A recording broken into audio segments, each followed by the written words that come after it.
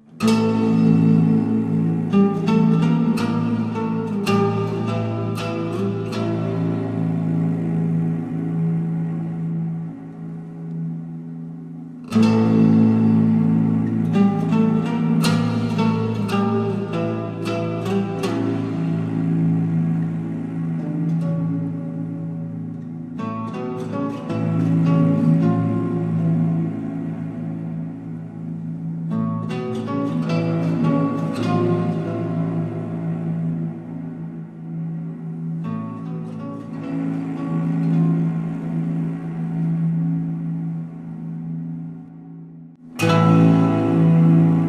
предыдущей серии. С XIII века татары-орды, а с XV по XVII века крымские татары в хрониках Львова фигурируют часто. Но, как это ни парадоксально, в свободном доступе информацию о них найти крайне сложно. К примеру, есть раннее упоминание, что во второй половине XIII столетия в войсках короля Данила и его сына Льва служили татары. Они были в составе охраны Львовского замка. Но откуда пришли эти татары и почему им было оказано такое доверие, источники умалчивают. Итак, около 1240 года Львов уже существовал. И это отчасти объясняет тот факт, почему в новом городе, в сердце Галичины, появились и осели татары. Дело в том, что история Галицко-Волынского княжества тесно связана с государством чингизидов. Будучи еще князем, Данила Галицкий, благодаря своим военным победам, стал одной из влиятельных фигур в Восточной Европе. Чтобы сохранить баланс международных отношений тех лет и не потерять завоеванные земли, он заручился поддержкой ордынского хана Батыя. С 1245 года Галицко-Волынское княжество официально находится под патронатом Великой Орды.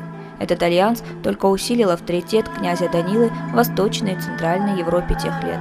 Король Венгрии Бела IV сам выступил с предложением заключить династический брак своей дочери Констанции с сыном князя Данилы Львом. Но главные события в истории одного из основателей Львова были впереди. В 1269 году Галицко-Волынское княжество наследует Лев Данилович. Спустя несколько лет он переносит столицу княжества во Львов. При нем заметно улучшаются отношения с ордынским ханом Менгу-Тимуром, а особенно с Беклярбеком Нагаем, в чьей власти находилось Северное Причерноморье и низовье Дуная с центром в Исакчи. Это сближение объясняет хроника галицкого историка и бургомистра Львова XVII века Бартоломея Зимаровича. Он сообщает, что в свое время галицкий князь Данил отправился в город Сарай вместе со своим старшим сыном Львом. По желанию Батыя Лев некоторое время был оставлен в Орде. За несколько лет молодой человек познакомился с традициями и обычаями ордынцев, выучил татарский язык. Но не только пребывание князя Льва Даниловича в Орде способствовало сближению с тюрками-ордынцами. Дело в том, что в его жилах текла кыпчакская, другими словами, тюркская кровь, а его прадедом был знаменитый кыпчакский хан Катян. Тот самый, с чьей подачи состоялась знаменитая битва на реке Калка в 1224 году. Таким образом, эпоху Данилы Галицкого и его сына Льва нельзя однозначно назвать противостоянием ордынскому влиянию. Это были взаимоотношения целиком и полностью отвечавшие внешней и внутренней дипломатии и политике этих государств.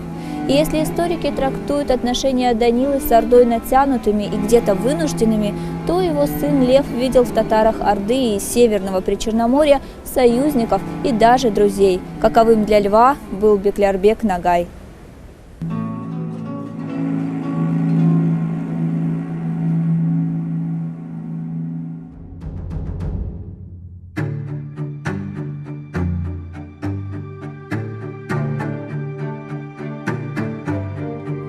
Согласно историку XVII века Бартоломею Зимаровичу, татары во Львове занимали целый район. Он находился на перекрестке современных улиц Краковской и Леси Украинки. Именно здесь со временем появились ворота, которые со временем станут называться татарскими. Через них в город въезжали обозы, которые шли из Кракова и Луцка. Официальной датой строительства ворот считается 1386 год. До 1741 года они во Львове так и назывались – татарские. Сегодня фрагменты татарских ворот сохранились в подвалах окрестных домов, но, к сожалению, увидеть мы с вами их не сможем, доступ к ним закрыт. Комплекс татарских ворот состоял из надворной башни, цеха скорняков и 2 кованых ворот, между которыми опускалась тяжелая дубовая решетка. Подходы к воротам защищал глубокий ров с перекинутыми через него мостом и мощный барбакан. А перша письмова згадка про татар у Львові безпосередньо документально датується 1403 роком. Саме під цим роком Бартоломей Зимурович в своїй праці «Потрійний Львів» власне пише, що татари дістали підтвердження Магдебурзького права і мали свою окремішню таку дільницю у Львові, де вони мешкали. Це район теперішньої вулиці Краківської, бо до середини 15 століття вона мала назву Татарська, ось, яка засвідчує безпосередньо, що тут мешкали татари. Ну і, звичайно, треба сказати, що у Львові була своя мечеть, і мечеть існувала тільки до середини 15 століття. І біля неї ж був цвинтар. На цвинтар було натраплено в середині 19 століття, коли будувався залізничний міст, то тоді було виявлено кількасот, власне, поховань мусульманських. І очевидно, що вони були знищені, знищилися поховані також і християнські, це тут не стосується якоїсь конфесійної приналежності. Татарский квартал был городом в городе. Здесь действовали свои законы, правовые нормы, была своя администрация, мечеть, суд согласно шариату, мектеп, начальная школа при мечети и, конечно же, баня. Татары во Львове занимались ремеслами. Эта значительная прослойка общества пользовалась широкими правами и привилегиями, а в благоприятных условиях, создаваемых властями, развивалась и процветала. Особое место занимала артель скорняков, мастеров по выделке кожи и мехов. Со временем здесь появились литейные, кузнечные и даже ювелирные мастерские. Ремесло пользовалось уважением и приносило хороший доход. Люди с профессиональным уровнем подготовки пользовались уважением. На протяжении веков ремесло совершенствовалось, расширялся ассортимент, улучшалась техника производства, как и ранее оставаясь ручной. Несомненно, татары внесли свою культуру и многовековой опыт в историю Львова. Однако здесь следует отметить, что если в XIII – начале XIV веков в городе селились жители Орды, то со временем их сменили татары Северного Причерноморья и Крыма. Торговые связи, военные кампании – все это способствовало тому, что во Львове оседали предки современных крымских татар. Сегодня уже сложно сказать, как шли естественные процессы замещения ордынцев на крымцев, но к XV веку во Львове уже упоминаются крымские татары. Чуть выше современных улиц Лесьей Украинки и Краковской, где когда-то находился татарский квартал, пролегает современная улица Татарская. В свое время она была улицей ремесленников. Здесь жили выходцы из государства, которое очень скоро в историографии получит название Крымское ханство.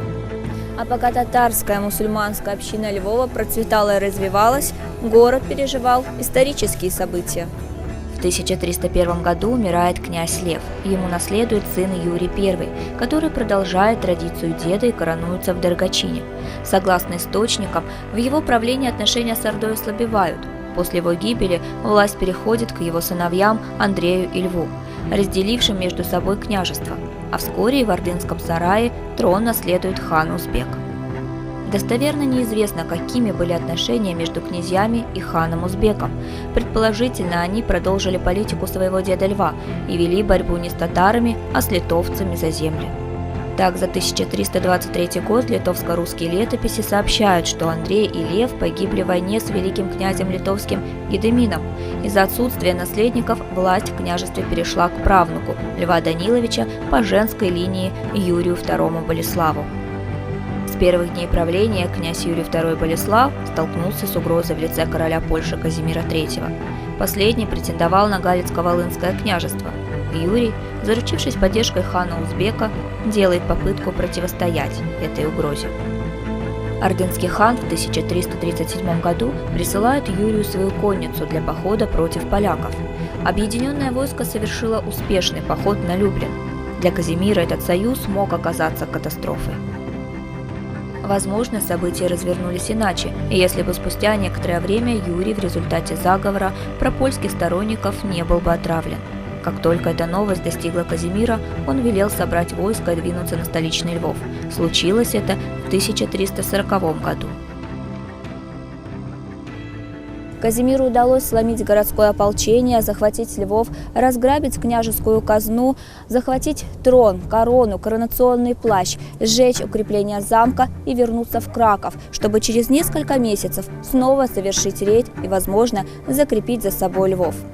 Но Казимир на этот раз не рассчитал силы и был отбит галицким воеводой Дмитро Дидько с помощью татар. Дидько хорошо понимал, что Казимир не отступит и снова сделает попытки захватить Львов, поэтому он обратился с просьбой к хану Узбеку, чтобы тот дал ему в помощь 40-тысячную конницу татар для похода на Польшу. Это обстоятельство вынудило своенравного Казимира III на время заключить перемирие и отказаться от претензий на земли Галицко-Волынского княжества. Смерть хана Узбека в 1341 году изменила ситуацию. В Орде наступил непростой период междоусобиц, и этим воспользовался Казимир. Путем долгих переговоров то с ханом Тинебеком, то с ханом Джанибеком ему удалось получить заветный ярлык – документ, подтверждающий его право на правление в землях княжества. Взамен Казимир должен был платить Сараю налог на год вперед. Пусть и номинально, но это делало его вассалом Орды. С 1349 года земли Галичины отошли полякам. Львов стал административным центром уже бывшего королевства. В нем был размещен польско-немецкий гарнизон, а недовольным боярам-русинам и горожанам предложили покинуть город.